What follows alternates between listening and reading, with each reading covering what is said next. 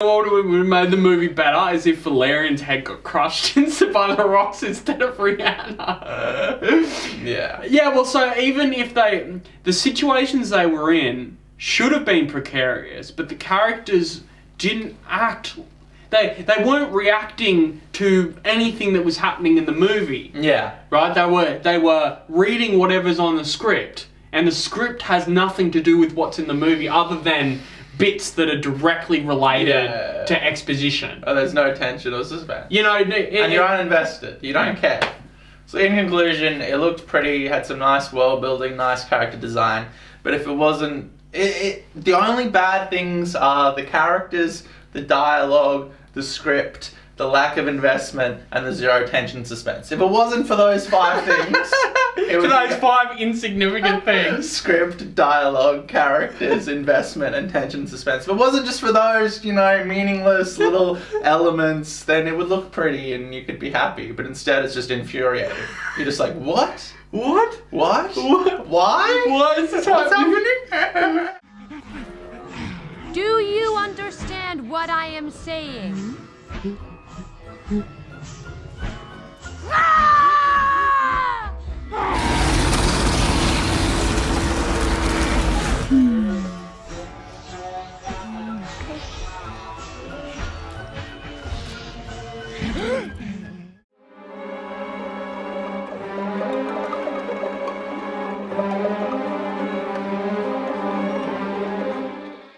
So, Valerian and the City of 1,000 Planets. I thought the City of 1,000 Planets was called Valerian. No, the guy is Valerian. Is the place also named Valerian? No, it's based on a comic book. It's named City of 1,000 Planets. There's a City of 1,000 Planets, and yeah, Valerian, the City of I guess it's called Valerian and the City of 1,000. What's this movie called? Must be. I don't know, because the guy's name's Valerian. Okay. Right? But the city's not Valerian. For some reason. Anyway, it doesn't matter. So we open up with David Bowie's Space Oddity, alien handshakes. They're setting up the world building of the city, how it formed. This is going to set a precedent for the rest of the thing, right? There is a bunch of really cool or potentially cool bits sort of in isolation. Right, like that opening sequence is actually really cool. Like the progressing, the montage, and all that sort of stuff. Nice world building. Yeah, sci-fi effects and all that sort of stuff. It looks nice. The alien design is actually really unique and interesting.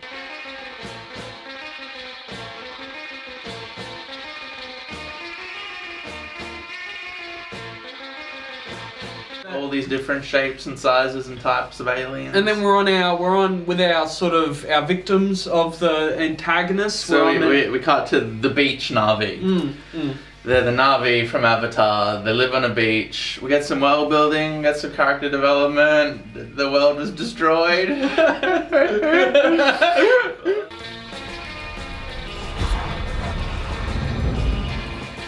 Yeah, like that stuff was fine. It was fine. That first scene, I was like, okay. The first sequence, right? Maybe this will be alright. It's fine, totally fine, right? You know, if anything, it was even like interesting. You know, we've got our Navi, and there's no subtitles. You sort of get it's all visual filmmaking. Yeah, there's all these visual storytelling. You know, fine, we get it. Odd and alien, and then hard cut to Valerian and Laureline, and their dialogue is atrocious. It's so blatant. They're just like, well, I'm a bad boy, gun-ho rebel, and you're an Ivy School League two-goody two-shoes lady. It literally says that. I'll cut it in here. Little goody two-shoes with an Ivy League education are always attracted to galaxy-hopping bad boys like me. My Ivy League education taught me to steer clear from bad boys like you. Yeah, well, you're not gonna find better than me on the market. They're telling each other what they are for our benefit. They're describing their characters to each other, even though they know each other. You know, you're an Ivy League thing, and oh well, I know that you're a playboy womanizer or whatever. And it's like, and then he's just Is he that? Oh, okay. I'm glad that you told us that. Thank you, Story. Is she that? Oh, I'm glad you... Now that I know everything that I need to know about our main characters, let us never ever, like, flesh them out ever again. Funny because, like, the chemistry is so bad that when they're separated, they're far more like far less irritating. But when they're together, it's just like it's the mixture of the terrible dialogue, the acting. His bad delivery. Yeah, so he's supposed to be like charming and witty and charismatic. Yeah, he's supposed to be like Pierce Brosnan, but right? he's irritating and slimy and annoying. All we ever hear him say, especially in the beginning where we're supposed to be setting up our characters, is trying to woo his partner. In a very aggressive, direct manner. Like she's not... She's busy thinking about something else. She's like, hey, I don't want to fuck. And he's like, we should fuck. And she's like, I don't want to fuck. And then he's like, but we should fuck. But I'm the perfect guy. I don't just want to fuck. Will you marry me? Yeah, will you marry me? No, I'm being serious. And it keeps going on. And Immediately. As soon as it introduces him, it's just like... marriage. That's the stakes. So the immediate inter-character stakes between our two characters is whether or not she's going to marry him. Yes. That's the stakes, right? That's the relationship stakes. Yeah, that's the arc. Yeah, that's the arc. That's the arc. That's their character arc. Yeah, that is the whole character. She doesn't want to fuck him, but then by the end, she fucks him. And marries him, presumably. Look, we both know you're quite a lady killer. So why do you lose interest in a girl as soon as you win her heart? Because I'm looking for the perfect woman. But you've never stopped to look. That's not a crime. No, it's not a crime. Just admit it. You're scared of commitment. I don't know, okay. So yeah, immediately, like, you just dislike both the characters. It introduces the plot, which is, yeah. Well, okay, well, so just stay on the characters for a second, right? This goes a bit further, then we go and we do our first mission and all that sort of stuff. All I could think of through that first segment, after we establish our characters, is I would have actually preferred if it was just her. If she was our main character. Oh, yeah. I feel like there are segments of the movies where it's just her. And it's like... I could see with a bit better writing, I could see myself liking her. Yeah. She has potential. And I guess he has done good in other roles. Maybe. But in this, it's he suffers from the young... He's not young, I don't think he is young, right? But he suffers... it's a thing that young adults actors in movies have, where it's there... He sounds like a person trying to speak dramatically. Well, I guess we'll go and do this thing. I'm really the man for you, you know. Hey, I'm being will serious. You marry me? Will you marry me? He's like acting. He's like acting, and it's really bad. It's not like, a character. No, he is a character. He's a blatant, human He's trying to talk with like a deeper voice. He's doing a thing. And he just needs to just talk normal. Yeah. I like to think that the director forced him into doing it. So this is directed by Luc Besson, who did The Fifth Element and Leon the Professional, which are good films. I've not seen Leon. I know about Leon. It's a good. It's like a cult classic. I know Leon. Fifth Element is one of my favourite movies ever.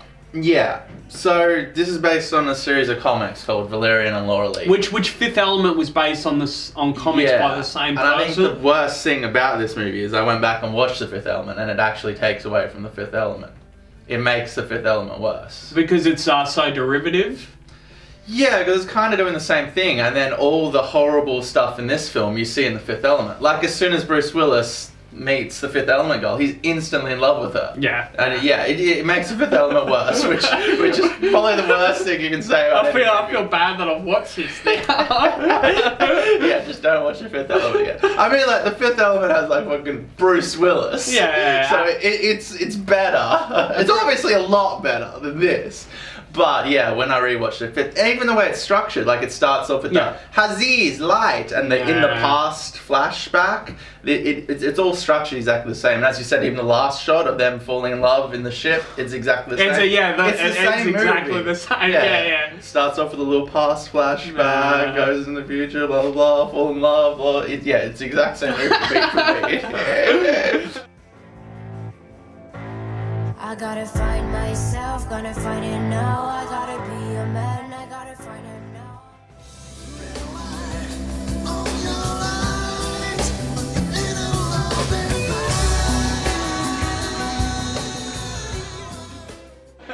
So they go on their first mission, right? They're trying to get this thing. We don't know what the thing is yet. And they go into this virtual world, which is, actually pretty cool. Again, I'm watching and I'm going, okay, when the main characters aren't on screen, it's really cool. It's like, Yeah. oh yeah, I could totally see myself getting into this The thing. CGI looks beautiful, Yeah. it's interesting, but it's just like the narrative. It's like, so John Goodman plays this big guy. Yeah. And they're basically doing like illegal, shady things in the Yeah. middle of like a tourism hologram thing. Like, you're in a big desert planet. Like, why are you doing it here? Also, like, Valerian, he's physically there, but John Goodman's character isn't. So I don't understand where he is in relation to Valerian. He's projecting his image into the hologram. Like, nothing makes sense. No, well, it's like, cool. It's like it just doesn't make sense. It's like a separate dimension, right? So it's like a dimension. But John Goodman's not a hologram person. He's a real person. No. The dimension. It's a separate dimension, right? So it all exists. It's hologram world. But it's just in a different dimension, right? Yeah. So you interface into the dimension. And Valerian's physically there, and you see this like bit of desert with people walking around. Yes. John Goodman isn't there, No. and He's in a different dimension. He's projecting his image into the hologram world, or he's actually one of the holograms. No, it's not holograms. It's not holograms, right? They're not holograms. It's a different It's like Stargate. It's like Stargate, right? Where they have the bugs. Remember the bug? They're in a different dimension, and given the right things, you can interact with that dimension. Yeah, and they got the Right. box, and they make him invisible and stuff. Right. So, assumably, they all this stuff has gone into the dimension, right? Yeah. Because you can transfer stuff in and out. Yeah, Right? yeah. So you just got to transmog stuff into the dimension. Yeah. And it's a giant market planet.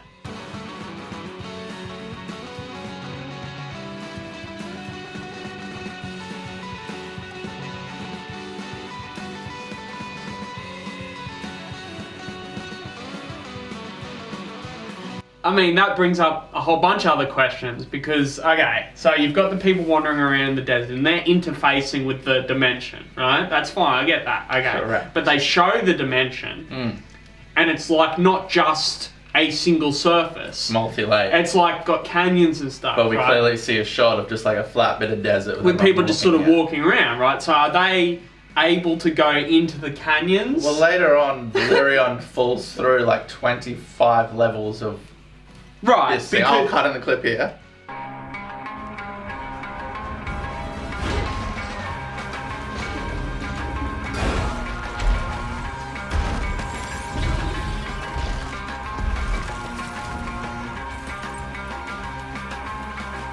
because And the hologram, he's still seeing the hologram, but there seems to be no way for the tourists to get down and interact with any of no, that. unless like the sort of sewer grate or whatever that they find happens to directly correlate with an empty space in the dimension, right? Which it doesn't, right? Because he just breaks through like the path.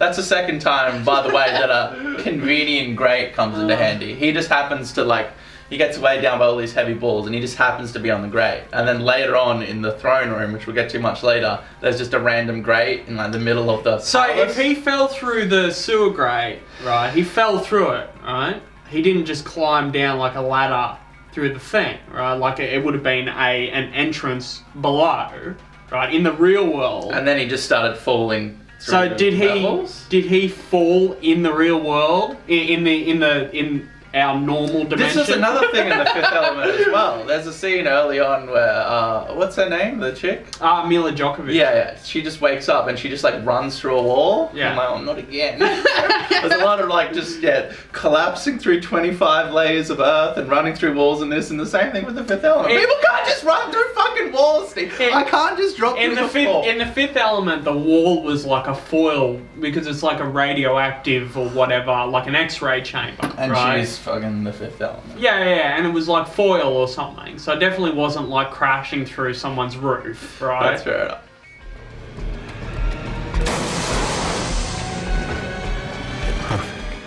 So yeah, they get this thing that they're after. And so the world's cool, it just doesn't make sense when you think about it. Well, It looks cool, it's interesting, just don't think about it. Which I think to a certain point is cool insofar as you can use it to have cool, like, interesting scenes where he's popping things in and out of the dimension. It's it's cutting back and forth between what he's seeing and the reality. So it's kind of interesting like that. It's kind of interesting. Yeah, and you know, again, they had other interesting things like, you know what? Again, to bring it back to the chick character, our other protagonist. Yeah. I was enjoying her going off with the guys, and then she gets out, and the guy does the puppet where he's taking over the thing, and he's like, and he's like doing a little serenade to her, and it's funny. I thought that was funny. It's really remarkable that not only is their charisma not good, but they're far better when they're separated. Yeah. Like, they're so bad as like a charismatic couple acting together in a movie that they bring down both the roles when they're together. Well, that's incredible. It should have been like a buddy cop thing.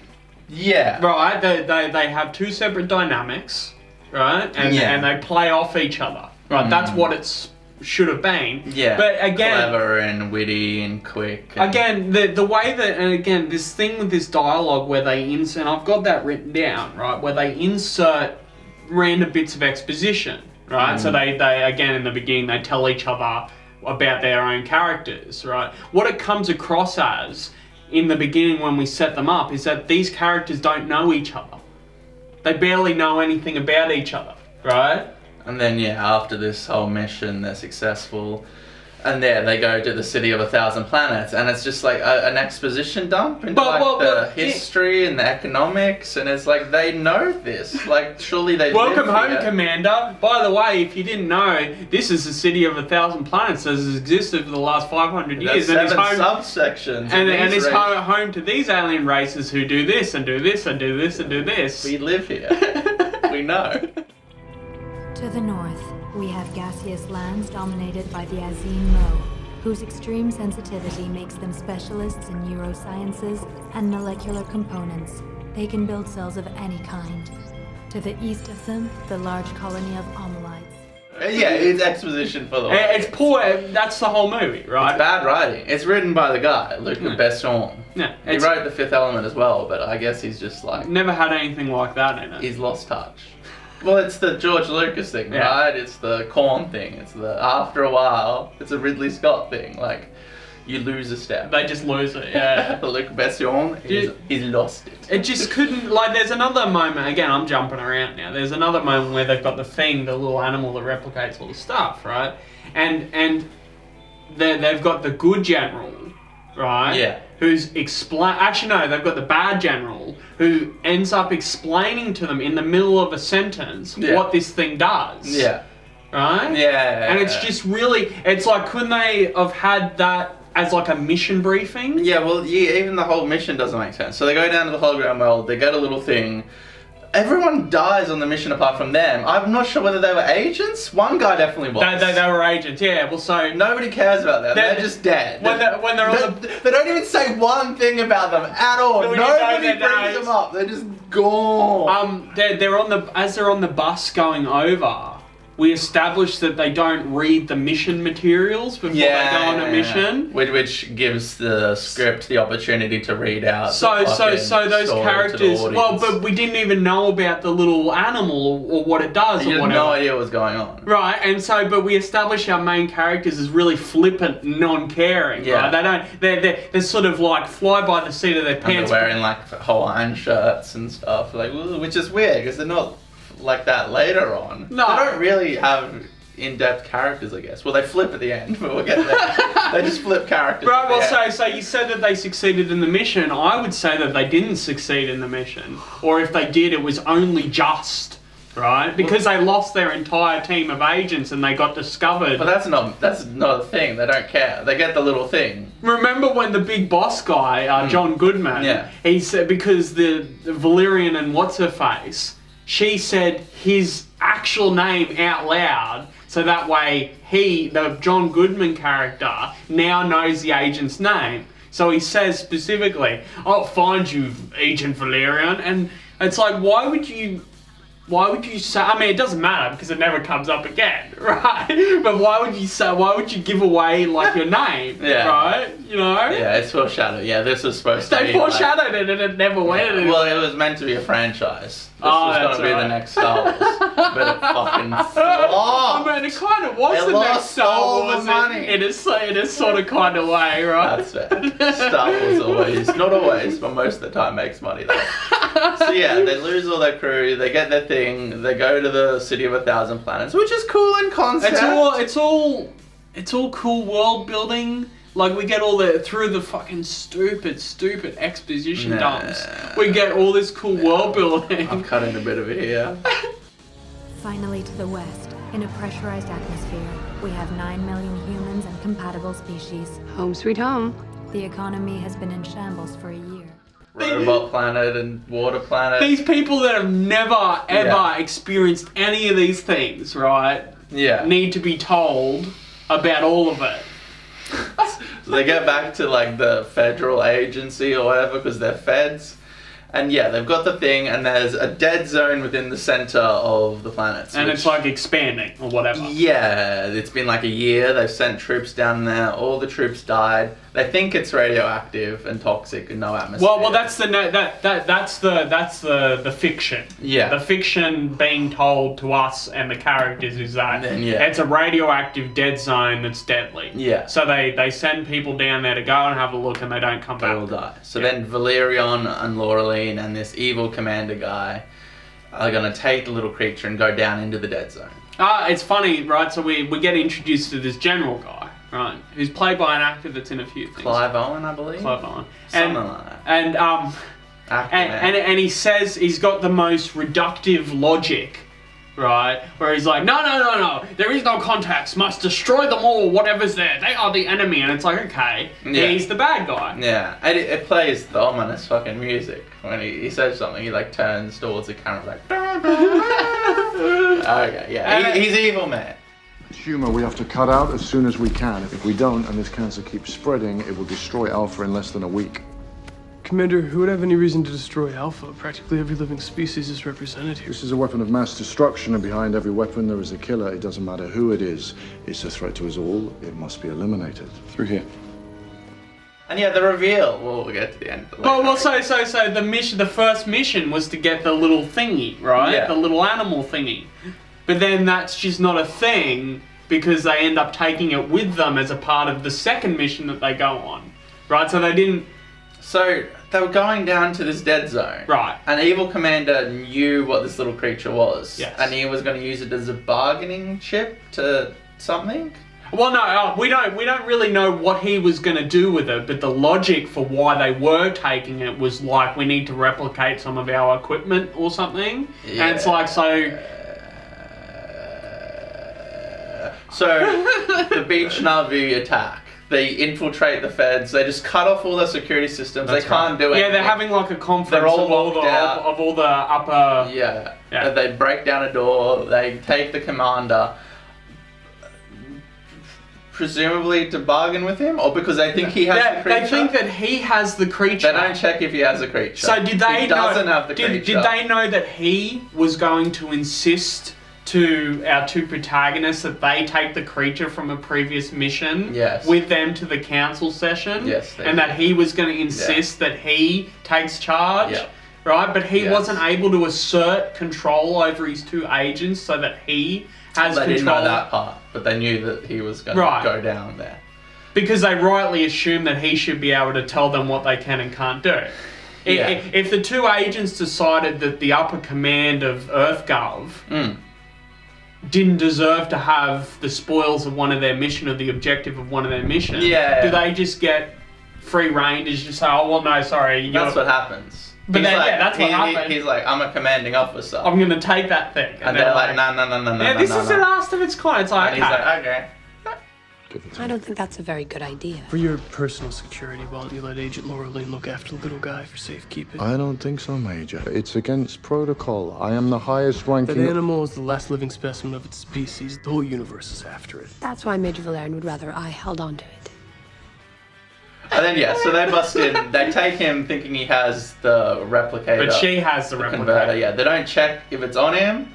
Once they take him and he doesn't have it, they don't do anything about it. They never come back to try and find it again. It's funny. They just take him, he's in a coma, and they're sitting there until our lead characters get there right at the end. Well, it's funny because I'm watching it and I thought that they took her because I knew that she had the thing, right? And I'm watching it, and I thought, and they lifted it up, and I couldn't really tell the difference. Yeah, because they're encased in goo. Yeah, I thought so. My assumption was that they like looked and made sure that they had what they were coming for, but they didn't. Yeah. And they just picked someone completely in the dark. Presumably they're one shot, right? Because they've been involved with the plot for the general to get the thing to come with him to the session, the council session, so that they could break in and take it from him. Yeah. And they didn't check whether he in fact had it or not. Yeah. Or they were going to use him as a bargaining chip. And it's just happenstance that the thing that they actually wanted was there, right? They knew Valerian took it though, right? They seen Valerian take it in the hologram. But they didn't see Valerian take it. All they heard was, I guess they would have heard his name. Yeah, right? Because they say his name, and then John Goodman goes, Valerian!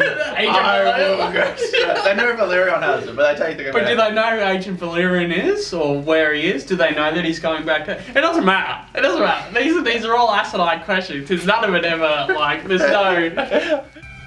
Mala.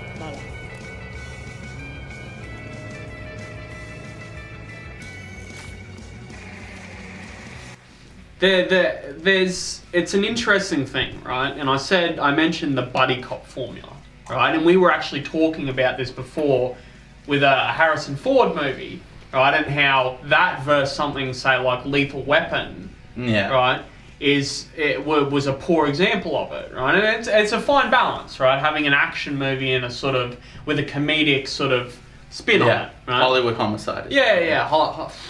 Right? And the idea should be that you've got your characters and they have interpersonal conflict with each other, some personality conflict, but a minor personality conflict, right? Like, Mel Gibson's off the rails and does things and is really unpredictable, and Donald Glover is more conservative and older and whatever, right? And every now and then they'll make funny little quips at each other, or there'll be some comedic slant to a scene that's happening, or Mel Gibson will say something funny before he punches somebody, but it's never overbearing. Right? They're doing their main goal, and then every now and then it's just a little spice, just to and it's lovely when it comes. It's like a Beverly Hills Cop or whatever. Right? It's funny when it all comes together like that. In this, they did exactly what you don't do, which is every single word that comes out of the person's mouth is a quip. Nothing's taken seriously. Well, there's no characters. They don't set up the characters. You need to be emotionally invested in the characters to begin with to even buy into this relationship. Immediately you dislike the characters, and then the exposition dump about these are the characters, and then you don't like them. The acting is terrible, the dialogue is terrible, and they're just arguing back and forth over him wanting to fuck her. They just keep arguing, right? Which makes you think, A, because there are no characters. Because they keep explaining stuff to each other that they should already know, right? And B, because they keep arguing over him being clearly extremely annoying. He's got, they don't know each other. How long have these two been partners, And again, to bring it back to like Lethal Weapon, because this is what this is. It's a buddy cop movie, basically, right? Kind of. Well, it is, right? It's a. They should have a relationship which is interesting and immersive, and you should care about. There's the same dynamic in one of the Lethal Weapons movies. There's a female cop agent, right? That Mel Gibson has, the hots for, and she, in the beginning of it, right, is sort of like, fuck off, right? But they're still getting there, and he plays off the fact that she's sort of irritated by him, but it never comes off as like annoying because he is acting like charming. He is charming. Well, fucking, that's the thing, right? Like, one movie we have fucking Bruce Willis as the lead star. This movie we have actor guy. No. But I feel better now. Don't you think we should run through our assignment? That's the last thing I feel like doing. Not very professional, Major. Look, scored a perfect 200 on my last memory test. Impressive. Unfortunately, you've forgotten something rather important today. So the Navi people come, and then Valerian goes on a fucking action spree. They set up this precedent, right? He has a fucking awesome, very effective Iron Man suit. Yeah, it is an Iron Man suit. He runs through, once again, all these walls. Hang on. Right. Yeah, so they kidnap the general. Yeah. Right? And then so our female protagonist is at a screen, right? And she's tracking them, right? Yeah. And she knows where they are in relation to Valerian. Yeah. Right? And so she sends him on a path and she's watching it, right? Yeah. Now, so what we get exposed to is him literally just, he might as well have his eyes closed, right? And just waltzing straight, through a wall, doesn't know what's behind the wall, doesn't know, what's going to happen when he gets through the wall. Well, yeah, at the beginning they set up this vast, massive, expansive world with all these things. It's like a maze. And then he runs through all the things they set up in like 5 seconds. Yeah. I cut in the clip here. So then it's like, okay, so it's really small then? Yeah. And all these things are right next to each other?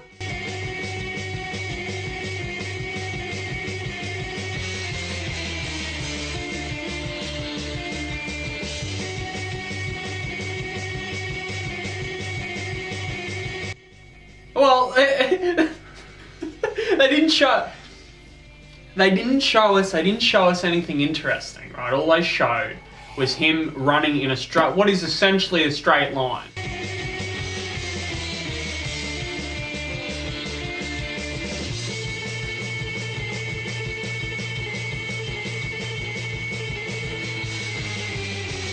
Well, yeah, there's no tension, there's no suspense, he's not in danger of dying, because he I'm not emotionally invested in the character. Twice he jumps off, essentially through a wall or whatever, off into nothingness. Well, yeah. And falls free-falling, right? He's not going to die. He's not going to die. It's all too easy. It's like when fucking Indiana Jones takes that fucking truck and Raiders of the Lost Ark. Like, he is fucking bleeding, he's falling, he's getting shot, he's getting dragged, like, it's a struggle. Holding on by the skin of his fucking teeth. You become emotionally invested in the character because you can see him struggling and trying and falling flat and getting there. Imagine this guy's just like, do-do-do-do-do. Imagine Harrison Ford jumping off, like, the Grand Canyon. Right, he's got he didn't know the Grand Canyon was there, right? So imagine him running through a wall and falling and he's like, oh, I'm falling, he says to the person that's tracking them or whatever, and so okay, then she has to magic up a solution to get him out of there, which is their ship. I think comes and saves it. So she knew that there was going to be emptiness there because she knew where to send the ship, right, when he was in there. Yeah, well, she gets him to run out into the void of space. It doesn't like breach any atmosphere or like suck all the atmosphere out of all this stuff he just ran through, and then he's falling in space, which is really weird. I mean, it could have some residual gravity, right? It could have meant that I'm falling in... He says I'm falling in space, I'll cut in the clip. Whoa. 81, you're sure? Yes, I'm sure. Because it just went through when I'm falling in space. But the point is that had the ship not have been close enough, right, or had she not have actually known exactly where he is, right, then he would have died. But if she knew exactly where he was to be able to send the ship through, presumably all the craziness of the thing that we've established, to send the ship through it, why wasn't the ship already there? Because she knew that he was going in that direction. Why wasn't the ship just following the Navi? The ship can do everything itself. Right. It doesn't need him. It also has better security than these federal officers. When their whole thing gets shut down and disabled, they like ask the ship a bunch of questions. Knows, but all the other systems are locked out of. Then he lands in the ship. He continues to go on another, like, he's flying through the city, shooting missiles into the city and stuff. Like killing presumably thousands and thousands of life forms. So the ship, the Navi ship breaks into all these like fragments. It's like a fractal thing. They got the commander and they're going into the dead zone. But it's no. So it's they're going into the dead zone, and he's following. Right, so he went and crashed in what they established they thought the dead zone was. There was a barrier that he passed through where they could no longer track communications cut off, which they established was the dead zone. Now here's my question, right? So she goes and finds him when he's crashed, and they're in a giant butterfly canyon. Well, we're not there yet. We need to do the whole racial Jew stereotype. Only money. So we got the Navi narrative right, and then it takes a sidestep for Laureline to save Valerian, and that's just she's like, fuck the feds, I'm gonna save fucking So she says, so he's gone through the dead zone. He's lost, and she wants to go and save him, and the the good general is like, oh, no, you can't do that. Arrest her. And she just knocks people out. Yeah, and then, there's these 3, like, Gungan, platypus, house Dobby. Giant noses. Golem. They like money. Money. We got information here. It's the first tip is free, but everything costs money. So it's a side quest. There's nothing to do with the main narrative. She's trying to save Valerian. Yes. So she asks the platypus creatures. She's on a ship with this sea captain guy who I actually thought was like kind of again, it was another sort of. He was a good actor. It was a cool set piece that they did that had nothing to do with the narrative. No, yeah. But it was like Star Wars Episode 1 where they go under the water. And we're gonna go through the planet. Cool. So she finds a jellyfish and a giant fish and puts her head in its anus. Yeah, because the jellyfish knows where Valerian is. Yeah. Even though we know where Valerian is, because we saw where he crashed through. Yeah, well, instead of like going if it's a dead zone and he crashed, wouldn't he be dead? No, from their perspective? Yeah, and if you wanted to find him, you'd just go through, follow his trail and go to where he entered. Yeah. Instead, she asked platypus house dobbies. The Jews. The racial Jew stereotypes. How much? 100 badus. Each. Forget about it. This is all I have. Diamonds are less valuable than that. The negotiation is over. We trust you. And under the circumstances, we accept the deal. Good. Go on a side mission with giant fish and a jellyfish and then she just goes there and she finds him. Yeah, he's exactly where he's like just past the barrier. He crashed his ship. Right, okay, So he crashed in what we assumed and the characters knew was the dead zone, right? No atmosphere, can't breathe. Well, and it was. You could breathe and all this sort of stuff. That's fine, right? Yeah, so that was a deception. Now let's talk about the geospatialness of it. Yeah. The geography of this world is fucking mind-bendingly confusing. So just past the barrier of the dead zone, right, is a giant canyon with purple butterflies, right? Correct. Now, they don't know what they thought. They didn't know anything about this dead zone. Yeah. But he did know what the butterflies were. He's familiar with the folklore around that area. Oh, is that what it was? Well, I don't know. He knows about the butterflies. But that's the issue, right? So they didn't know, but he knew exactly what the butterflies were. Yeah. And it's not like they were poisonous butterflies, some life form somewhere. Yeah. He knew that they were being to that region. No. He knew that they were being used as fishing lures by another species that they do know about, right? So he knows what. Yeah. Right. Pretty butterfly. Sure, but whatever you do, don't touch them. Why? Because some of them are.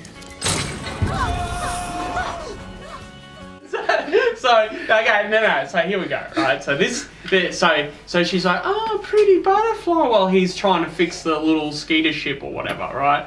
And she's like, oh, the butterfly is so beautiful. And it's like, and he says at the worst possible moment, oh yeah, and he draws it out, right? It's only a couple of seconds. Yeah. He said, oh yeah, no, they are pretty flies, just butterflies, just don't touch them, and he says that as soon as she gets pulled up by the lure, because it was a lure that he did know about because he knew about the area, or he knew that the life forms that use butterflies as lures were using them in this region, and they didn't just happen to be butterflies. Then he jumps down the chasm just randomly trying to touch butterflies so he can get That's right, yeah. He does out of Attack of the Clones, right? Where Anakin jumps down through the ship. And then he catches another lure. He gets pulled up. Cut to, and this is one of the worst moments for me.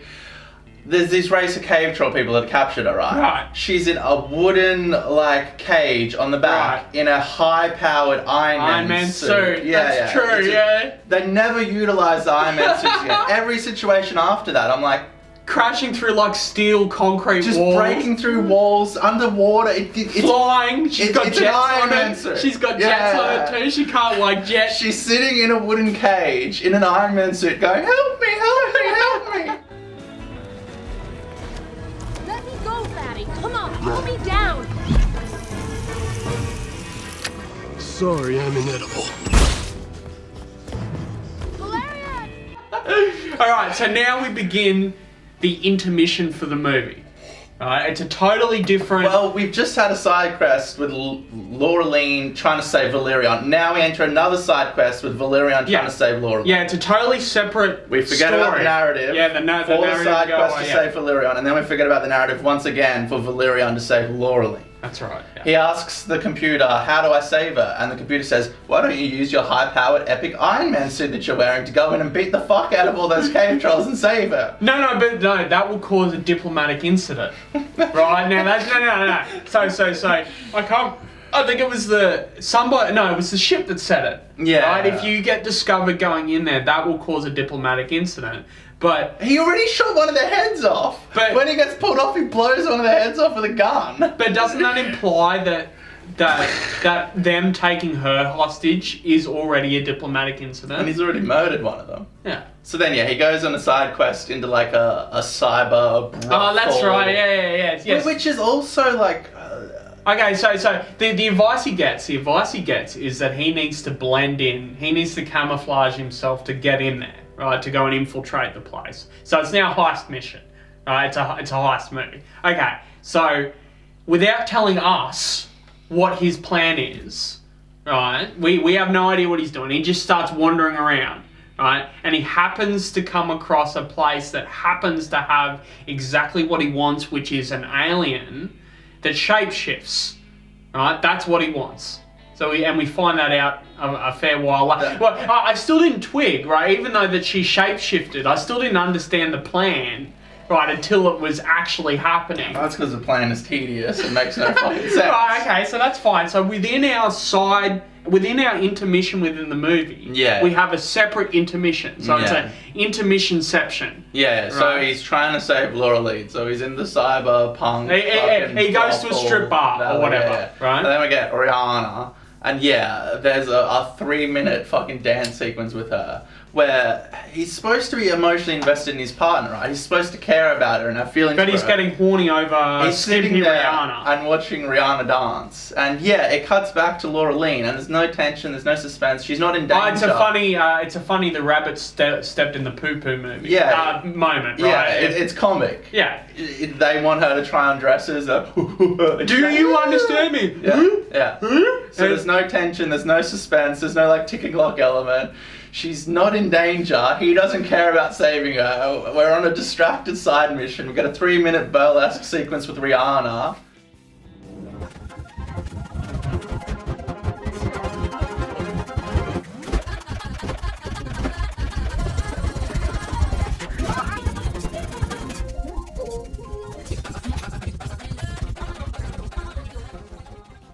And then, she gives some terrible 2D caricature thing about being a refugee. Yeah, and he's like, oh, well, I'm going to help you. I'm going to help you escape. He's never going to hurt you again. And he starts wearing her as a bodysuit to infiltrate. As a bodysuit. To infiltrate the cave trolls. At this point, it's been like 30 minutes, and there's been no mention of the beach Navi, of the pearls. It's a total aside, right? It's totally completely different from... It's a total separate movie. Yeah. Right. So they're wandering around because she doesn't know how to walk properly. They're both audibly talking. Right. Yeah. Okay. So this is how it goes. Right. Yeah. So she's on top of him, right, and she's turned into one of these cave troll creatures, and they're talking to each other, and now she's talking, and the creature's lips are moving, so she's making noise, and presumably he's making noise. Yeah. That's not fine. I was going to say it's fine. That's not fine. Okay. So she's approaching like the entrance of this big facility with all these cave trolls, and they're watching her go, like talking to herself. Hey, what are you doing? Give me a second to get the hang of it. Hurry, people are staring at us. I told you I needed rehearsals. This is a heavy role. Much better. You're doing good. Right. Acting odd as fuck. And then randomly out of happenstance, he, wearing her as a bodysuit, just is handed a meal, and it just comes into this big assembly line. And like he's a still talking conveyor belt of food. Yeah. And they're still talking to There's themselves. this big king who's trying those things. And here's what I said to you, like, this concept would be really cool. Interesting. Yeah, I was thinking that exact same if thing. like the narrative wasn't garbage. So yeah, randomly happens into this conveyor belt of fucking food for this king. Yeah, an offering line to the king. Yeah. And then all of a sudden she's there, because also randomly out of happenstance she was going to that.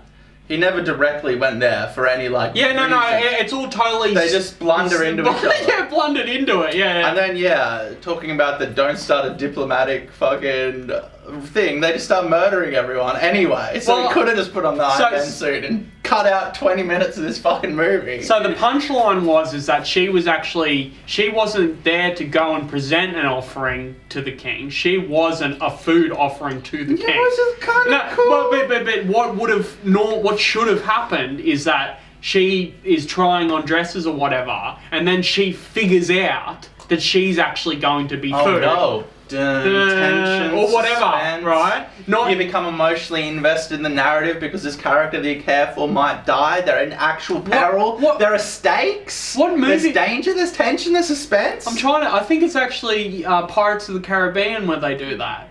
Where they get kidnapped by the cannibals. Yeah. Right? And they're tied up and they're talking about. And they figure out that they're gonna be eaten. Yeah. So you can ride that balance of both like humor and like tension. And it doesn't. It was kind of humorous where he's about to crack her head open like a walnut or whatever at the last moment because she's wearing the silly hat. Yeah. She's wearing the silly hat and she's he got puts the a bit big of like lime lemons and he's just putting lemon juice on her head and it's like, okay, this is kind of funny.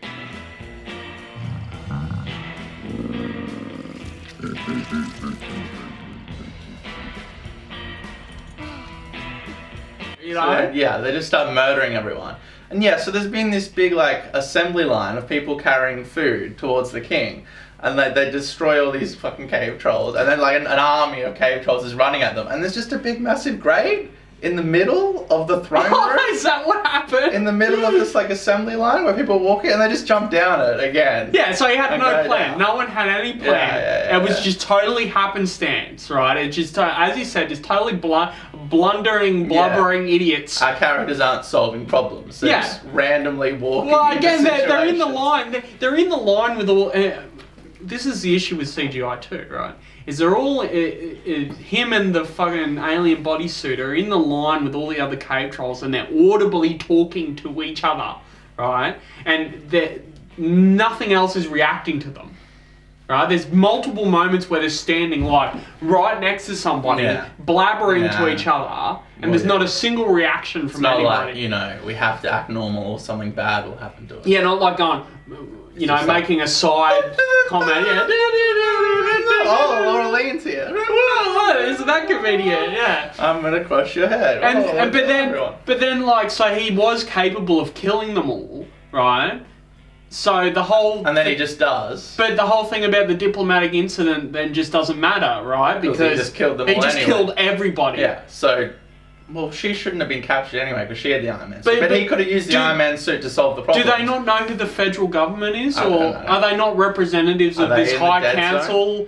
Also, there is a shot. Does nobody know? But he does know because he knew about the butterflies and them fishing, and he knows that they fish, right? Study of the geography of the world. There's a shot where like he first like walks out of the cyberpunk fucking valley area wearing the bodysuit, and he just walks into the cave troll place. Like there's a shot where it happens, and it's like they're in the dead zone.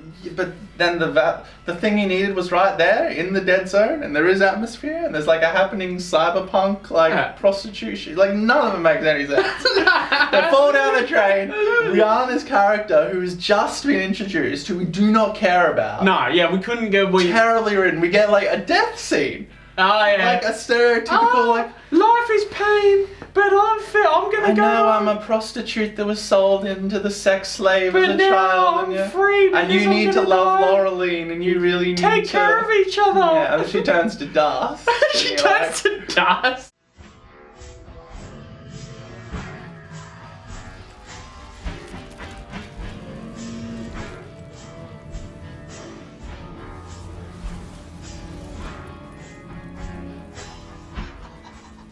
Laureline still has this fucking the MacGuffin, the little creature that makes the thing. Yeah. So she lost all of her equipment except for that thing. Yeah, they dressed her up in a dress and a big hat. So she was capable of retaining equipment because it's on like a belt. So she's taken off. Well, she still has her Iron Man pants on underneath her dress, and she has the MacGuffin on her belt.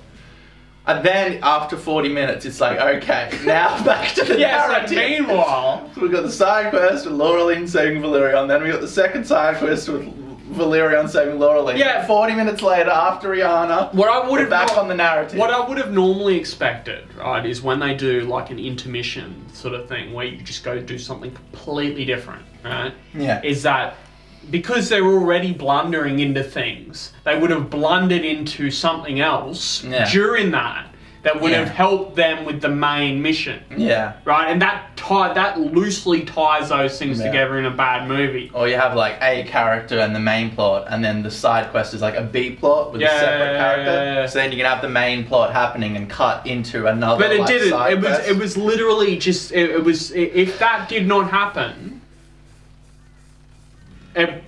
nothing would have been lost, right? It had nothing. Valerian and Laureline are beginning to love each other.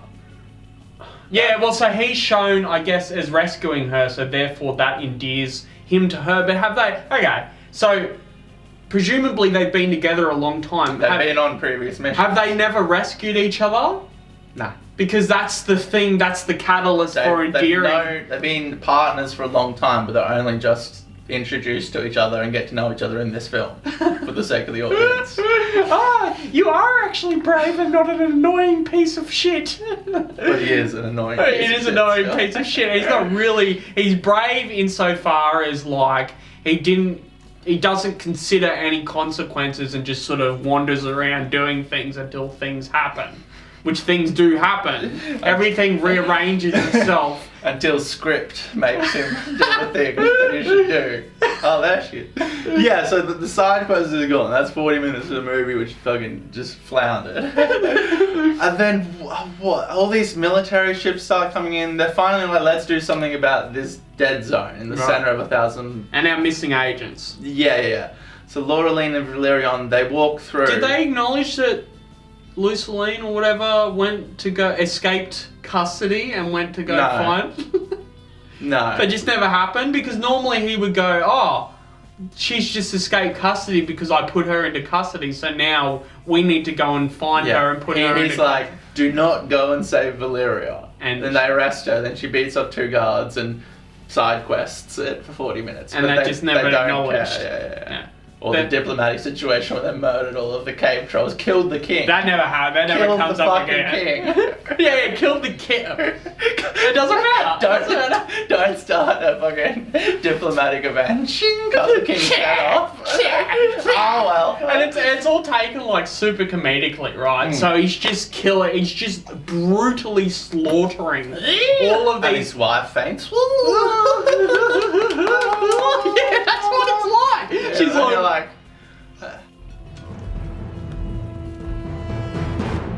Alex, any ideas? The only way to get in without creating a severe diplomatic incident is to pass for one of them. A few moments later.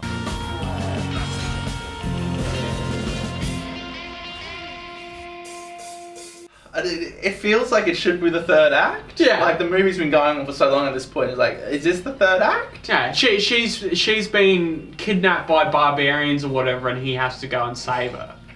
But it's funny. But it's like an hour and 40 minutes into the film. And has nothing to do with the actual film. So then the story starts. So let's talk about the beach Navi, right? The beach Navi will live in their beach Navi life on the Navi beach.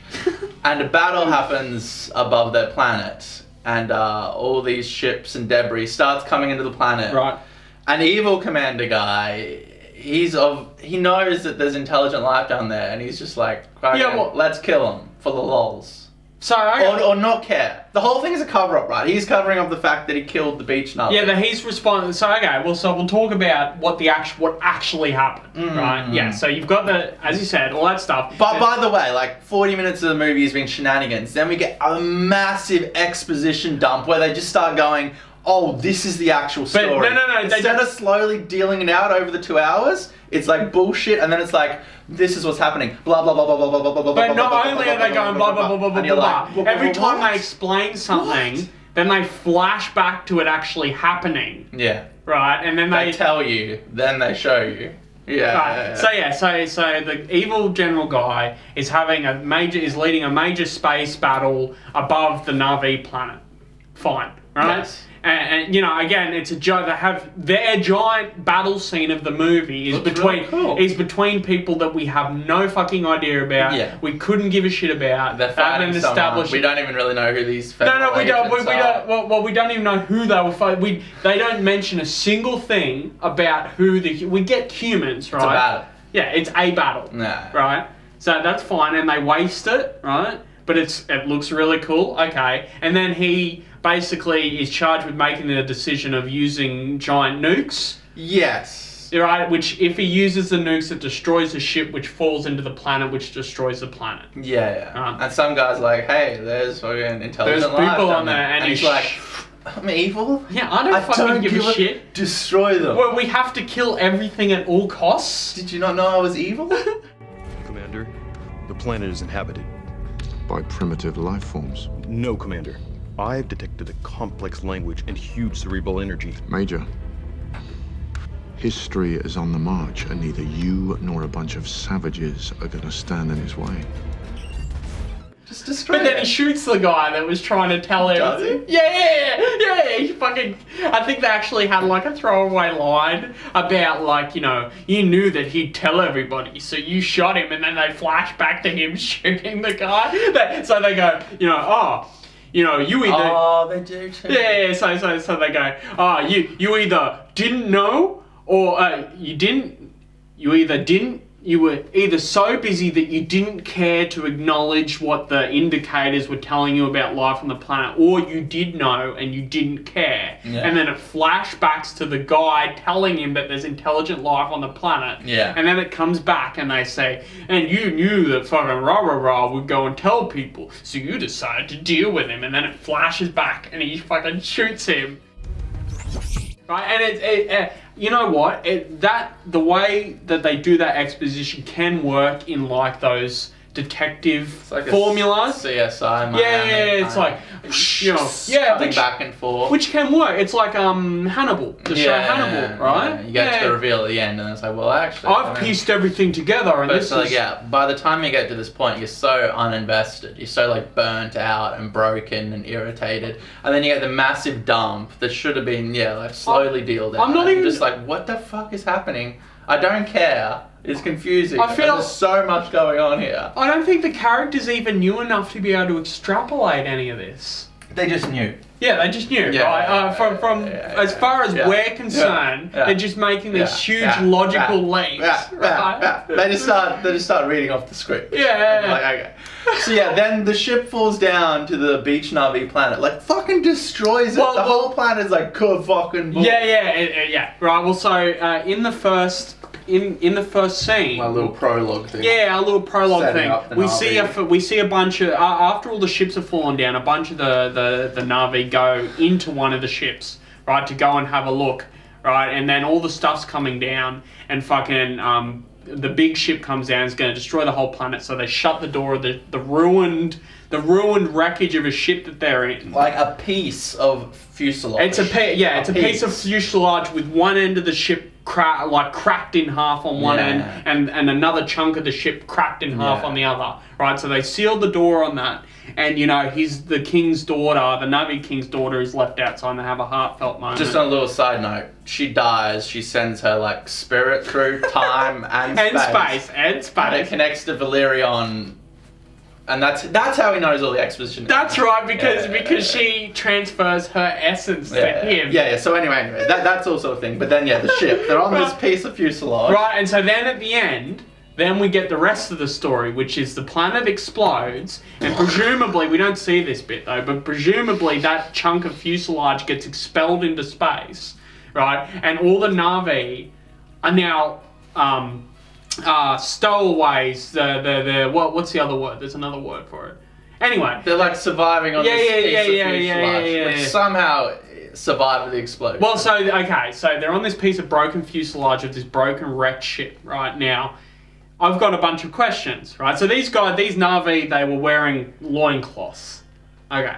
And they lived on a beach planet, which they were would have tribal. They were a tribal. And it would have race. been like a tropical climate, right? Correct. This is their planet, right? So now they're in space in a ship with no power, right? That hasn't magically blown apart from explosive decompression. No. Right? And has a bunch of air on it and is not leaking. Yes. Right? So they learn the technology. How cold is it in space? It's very cold, right? And how cold was it on their planet? Right? Because they don't have any clothes on. They don't need clothes. I don't know about that. They don't have food. Right? They don't have water. Food. How long did it take them to get power on before people started freezing to death, right, in this airtight piece of fuselage? Because then they go on and explain.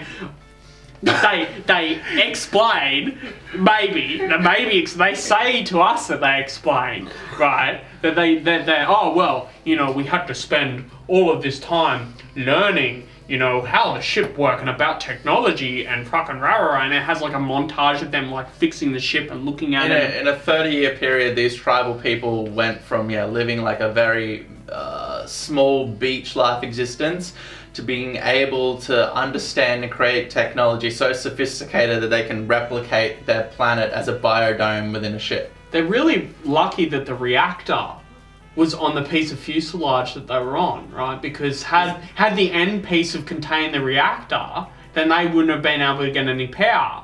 Right? Well, they should have just died in space. Right? Well, they should have just died in the explosion. Yeah. They fix the life support systems, they find water, they find food, they survive, they find junk planet, they get to the center of the city of 1,000 planets, they learn about technology, they create a dead zone and this area to... No, they didn't create the dead zone. They created a zone that presumably the general told everybody that it was a dead zone that was radioactive. He's covering up the fact that he's evil. And so... that's the whole movie. That's the reveal. Now, they were victims of war crimes, right? Yeah. This is what we're being... They were victims of war crimes. That's the cover-up. So every single... So he would have... So all the troops that he was sending to the dead zone would have been assassination troops, right? To go and clear up his mess. Yeah. Right? So there was no opportunity for them to, tell anybody that they were the victim of war crimes, right? Well, there was 30 years of opportunity. They just didn't. And so now he's rewritten the database to tell everybody in the EarthGov that the planet was lifeless, right? Now he's locked everyone's access out. So he's expunged all existing knowledge except for the Jews who knew. The Jews knew, but that's because they're Jews and they know. They know. Yeah. But they don't tell anyone. The Navi people don't tell anyone.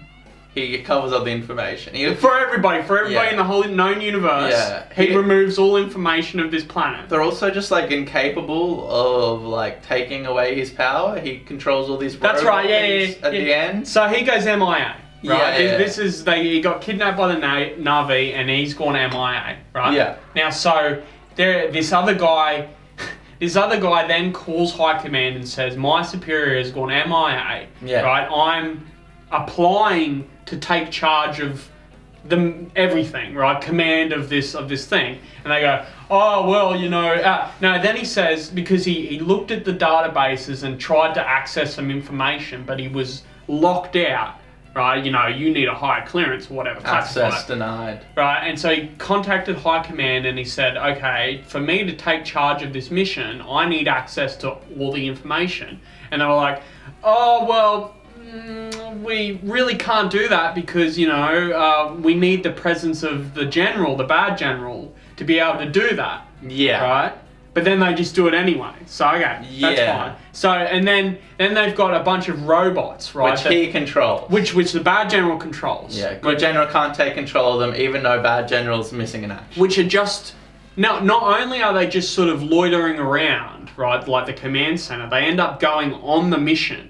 Yes. Right, with the other humans that are in control of the good general. Yeah. So, these killing machines are authorized to just continue doing whatever it is they want to do. Override the No one can override them. So there's, I said to you, there's an entire section of EarthGov and the military that runs autonomously, even if this general that put it all in place went MIA. Right, and no, the High Command doesn't know anything about what the general was doing. It'd be like if President Kennedy was assassinated and then America was no longer able to control their military because he was still in control even though he was dead.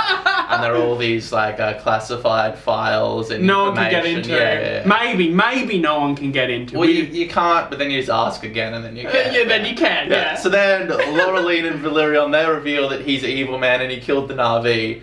And then he's just like, okay, robots, kill the Navi and kill all the humans. Yeah. And they just start, there's an action scene, right? Yeah. There's guns are shooting, evil commander's like, fuck the federal agents, fuck the Navi, I'm gonna murder everyone because I'm evil. Well, there's this whole bit, right, where so our two protagonists have trying to find a way to communicate with their superiors and command structure from within the Navi dead zone bubble that they've created, right?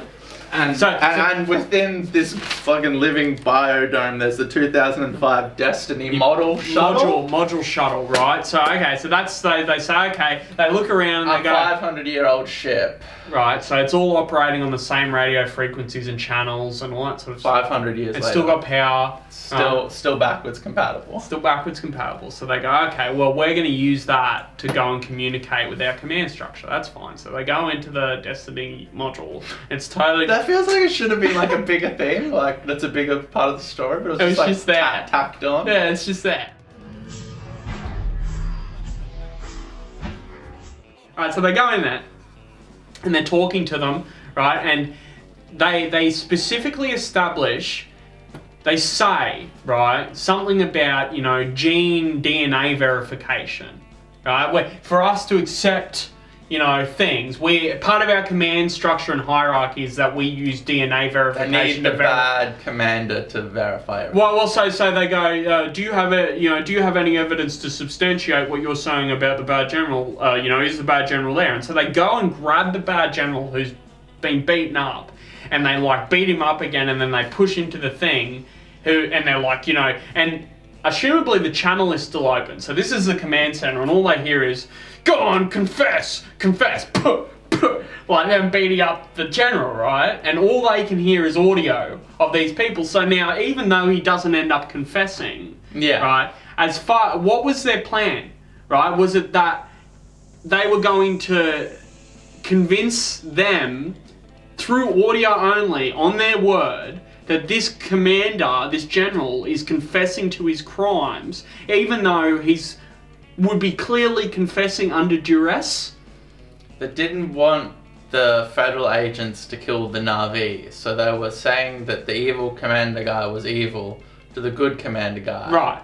But then the evil commander guy is just like... Well, yeah, it doesn't matter anyway, right? Over the comm, he's just like, robots kill everyone. Right. And the robots here? Yeah, that was within earshot. I guess. So if they weren't within earshot... So he didn't need DNA verification either, right? So they're because he's...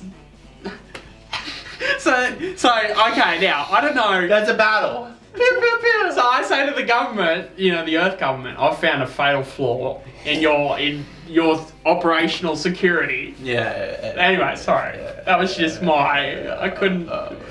There's so much. Like, this could be like a Mr. Plinkett 4-hour review where you could go through and just every line is like, what? Exospace? Yeah, what the fuck is exospace? Why can't you just say hyperspace? Well, it's not just space.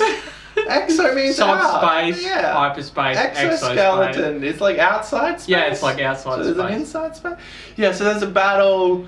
The Navi finally get the MacGuffin creature. They give it the pearl. The pearls go into this thing. It goes into the technology that they've developed over the last 30 years. It recreates their world as like a biodome within this ship. Yeah. And then they just shoot out of the city of 1,000 planets right through the center. Well, they fuck up everything.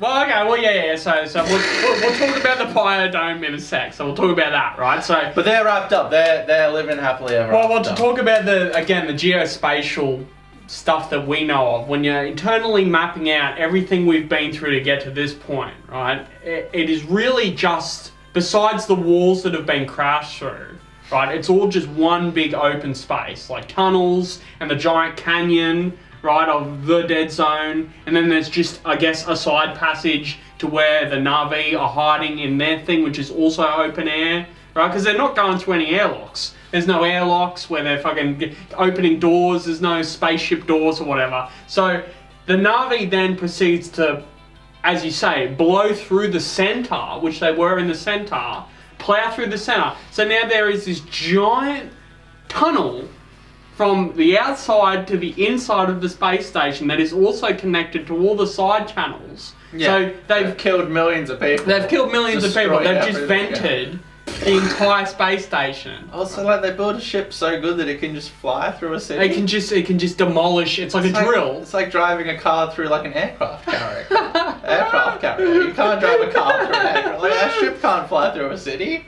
All right, so the bio. They kill everyone, but it doesn't matter. Yeah, no, it doesn't matter. We never talk about it again. They all live happily ever. Okay. Well, our two protagonists escape on the 500-year-old Destiny. On the 2005 Destiny module, and now we get the big reveal of the character arc, and I have to say, like, I was emotionally invested in these two, and like that satisfaction I got where they kissed and actually got married at the end, it was emotionally. They've been dancing around each other for so long. I was so invested in these brilliant characters, and I liked them and I related to them. And that conclusion, I was just he like, had time to like make a ring, which he took time out of that entire chaos to like to turn one of the pearls.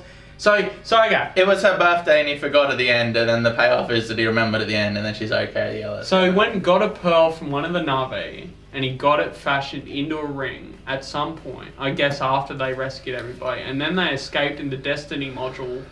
Which still works 500 years later. I guess they got jettisoned out of the biodome, right? Yeah. Because they were still on the biodome. Yeah, because they were in the middle of the biodome. Right. And then they live happily ever after. Yeah. They say some tacky, terrible fucking dialogue. There's still fucking veneers of characters. So, okay. So, I don't care. How can we wrap this up, Steve? What was this movie? I don't know. It's just... It's poorly written. It's poorly written. That's all it is. That's all it ever is, right? And these giant, big budget movies. Millions and millions and millions of dollars. Right? It's always just, you know... Beautifully rendered, the world design, the alien design. Not badly shot, right? It's not spectacularly shot because most of it's CGI, right? Yeah. It's all just, you know, it's got big set pieces and stuff, but it's all pretty flat directing. But it's just standard directing, right? Yeah, that's fine. So it didn't fail on the directing point. You know, it was just the writing. The characters, the dialogue, and the narrative. The actors could have been... The actor... You can always try and blame actors, and, you know, it's easy to do, but sometimes, you know... that's about the directing and the writing too. Yeah. Right? Some actors can elevate the material. Right. Like, if you put certain actors in this role, they can get the material and elevate it to a high level. Right. Some actors can't, and that's not necessarily the fault of the actor if he can't make this terrible dialogue compelling. If some actors, if you've got good writing, then they are able to deliver it in a way that's satisfactory and does justice. Or even some actors like shine through terrible scripts. Like, you've seen like the terrible movie that's just garbage, but then there's one guy. Like, Michael Fassbender. Yeah. In the X-Men movie. How dare you, Steve. I like X-Men Apocalypse. Yeah. Well, so there was nothing that... But yeah, like, he shines above the material. Had the characters not have... Well, specifically Valerian, had he not have been so fucking annoying, this almost would have been a schlocky romp. Yeah. Yeah, right? And you could have taken it that, and it kind of is. But I just felt so I felt so annoyed by all the little inconsistencies and things that didn't make sense and things that were unexplained and convoluted sort of reasons. Why did this happen? Oh, well, because of blah blah blah. And it's blah, really blah, blah, jarring that first scene with both of them, and you just immediately like. Yeah, it sets the tone. It sets the tone. You know, I hate these people. Something like X-Men Apocalypse, which I enjoy, is like a schlocky romp. You know. Mutants shooting powers. Yeah, big blash. Everything's getting destroyed. And you know, there's no. You don't have like this. You know, there's no like barging through walls and then jumping off into the Grand Canyon with no idea what you're doing and no clue what's going to happen next, and then magically saving. There's more stakes. There's more. Like people die at least. Yeah. Nobody was in danger of this film of dying. No, yeah. And even if they did, I guess Rihanna died. She's introduced. She's 10 minutes earlier. She's and then they the kill her 10 die. minutes later, and you're just like, I don't care. You know what would have made the movie better is if Valerian's head got crushed by the rocks instead of Rihanna. Yeah. Yeah, well, so even if the situations they were in should have been precarious, but the characters didn't act. They weren't reacting to anything that was happening in the movie. Yeah. Right? They were reading whatever's on the script, and the script has nothing to do with what's in the movie other than bits that are directly related to exposition. Oh, there's no tension or suspense. You know, and you're uninvested. You don't care. So in conclusion, it looked pretty, had some nice world building, nice character design. But if it wasn't, the only bad things are the characters, the dialogue, the script, the lack of investment, and the zero tension suspense. If it wasn't for those 5 things, it would for those 5 insignificant things. Script, dialogue, characters, investment, and tension suspense. If it wasn't just for those, you know, meaningless little elements, then it would look pretty and you could be happy. But instead it's just infuriating. You're just like, what? What? What? Why? What is this happening? And then also the structure, because we get the pacing's really fucking the pacing off. and the structure, because we get 40 minutes of side quests. Dead movie. We get 40 minutes of dead air, essentially. And then just bombarded with exposition at the end. Well, this is what was happening. And by that point, you're so out. You're so like burnt and dark. What was happening? You're like, whoa, slow down. This is what this is about? I forgot because I thought she was putting a jellyfish's anus on her head. No, it's mouth. That was so stupid. The joke was so that she thought that she was putting her head through the jellyfish's mouth, and the punchline was that, haha, no, that's not the jellyfish's mouth. But they overdubbed her line from saying mouth to ass. So what she actually said initially was, oh, you know, you're really expecting me to put my head through this jellyfish's ass.